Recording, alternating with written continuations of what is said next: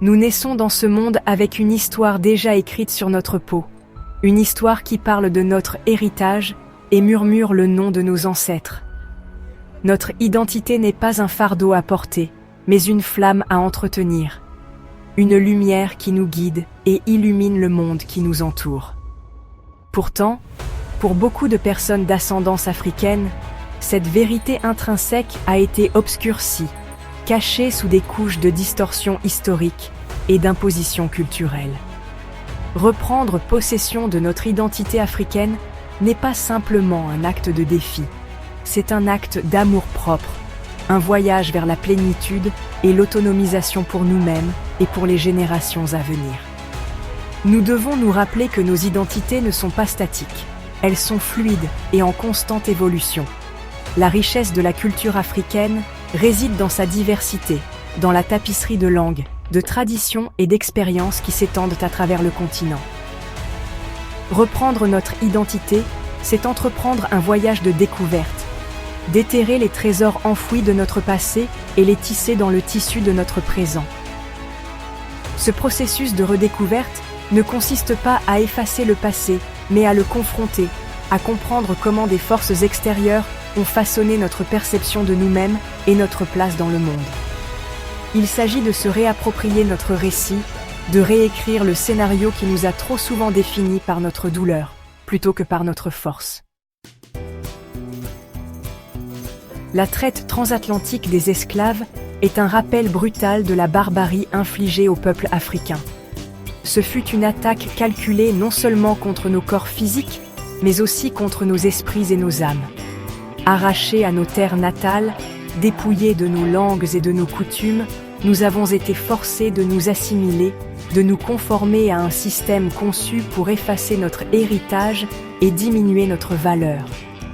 Le colonialisme a aggravé ce traumatisme, imposant des idéologies et des systèmes de gouvernance étrangers qui ont servi à saper les structures traditionnelles africaines de savoir et de leadership. Nos livres d'histoire ont été réécrits, nos héros oubliés et nos histoires racontées à travers le prisme déformant du colonisateur. Même après le colonialisme, l'héritage de l'oppression continue de projeter une ombre menaçante. Le néocolonialisme, avec ses formes insidieuses de contrôle économique et culturel, perpétue un cycle de dépendance et renforce les stéréotypes négatifs qui minent notre confiance en nous. Il est essentiel de reconnaître ce contexte historique, non pas pour s'attarder sur le passé, mais pour comprendre son impact profond sur le présent. Ce n'est qu'en confrontant les racines de notre douleur collective que nous pourrons commencer à guérir et à nous élever au-dessus des limitations qui nous sont imposées.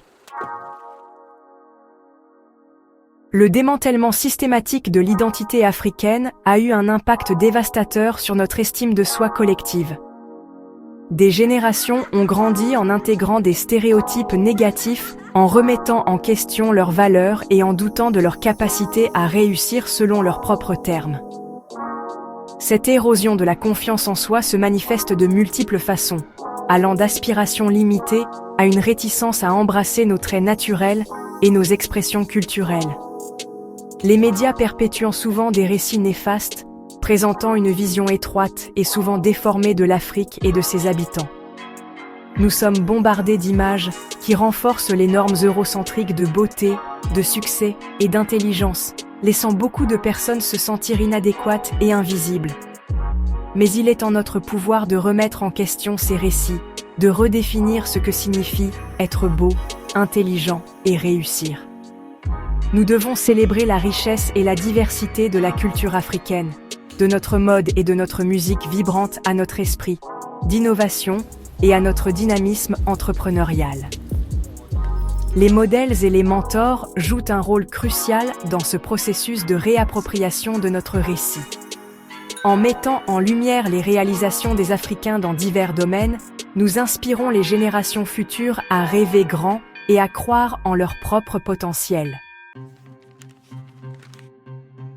Reprendre possession de notre identité africaine n'est pas une destination, mais un voyage, un processus continu d'apprentissage, de désapprentissage et de reconnexion avec nos racines. C'est un voyage qui nous demande de regarder à la fois vers l'intérieur et vers l'extérieur, d'examiner nos propres préjugés et de remettre en question les systèmes qui perpétuent l'inégalité et l'injustice. Commencez par explorer votre héritage. Plongez dans l'histoire de votre famille et de votre terre ancestrale. Découvrez les traditions, les langues et les coutumes qui ont été transmises de génération en génération. Embrassez la beauté et la complexité de l'art, de la musique et de la littérature africains. Connectez-vous avec votre communauté. Recherchez des événements culturels, des ateliers et des organisations qui célèbrent l'identité africaine. Engagez le dialogue avec les aînés et les pairs qui peuvent partager leurs expériences et leurs idées. Utilisez votre voix pour remettre en question les stéréotypes et plaider pour une plus grande représentation et inclusion. N'oubliez pas qu'embrasser votre identité africaine ne signifie pas rejeter d'autres aspects de vous-même ou de vos expériences. Il s'agit de reconnaître l'interconnexion de nos identités et de célébrer la tapisserie unique qui fait de vous qui vous êtes. Comme le rappelle si bien Blaise le Winner, osez être différent. Osez embrasser votre moi authentique, célébrer votre héritage et utilisez votre voix pour créer un monde plus juste et équitable pour tous.